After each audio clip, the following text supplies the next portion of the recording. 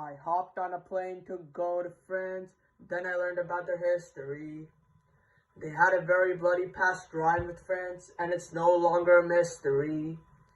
It started without suffering among the peasants, no more bread. They started to starve, and without the food, some of them became dead. They started a national assembly, and King Louis fled. He didn't know they would eventually kill and take his head. As a reminder, this was to get right. The bourgeoisie and peasants, if they had to, they would fight. The only free people were the nobles and clergy. This was officially a national emergency. The people got so mad and they started revolting. This led to the invention of the guillotine. Most of their state didn't know where he'd been. They also kind of hated Marie Antoinette because she was his queen. The people decided to meet up, form the Estates General. They met for many weeks, several. The people got locked out. There were complications, but in short, they basically decided to meet in a tennis court. When they met here, they formed a serious oath. So give them and the other states rights best of both. This gives them equality, liberty, and fraternity. It also generally helped to progress modernity. More documents are written, like Declaration of Rights of Man, Constitution of 1791. These documents gave natural rights, but still the work wasn't done. Still, at the end of this all, women didn't have rights. If they wanted that, then they need to keep on the fight. Eventually, they raged and stormed the Bastille. If they really wanted bread, they'd have to find the best deal. They ripped up the prison piece by piece. I guess the higher-ups and friends can say bye to their peace. Hey, hey, bloodshed in France. Hey, bloodshed in France.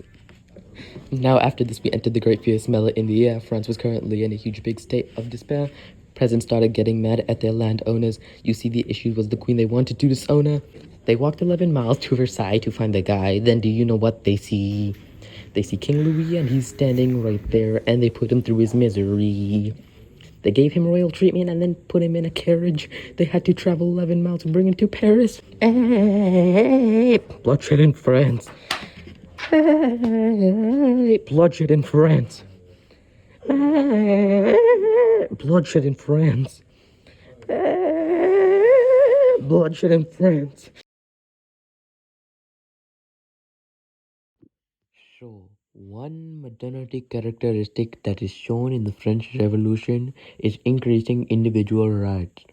We can see this because the people are rioting and fighting this much and getting together to write documents that would ultimately help them to progress their nation and give them rights.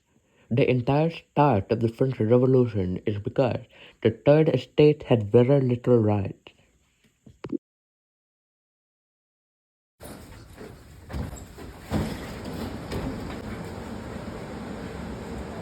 Beneath, I just want you to know I'm bringing up the crayons for you.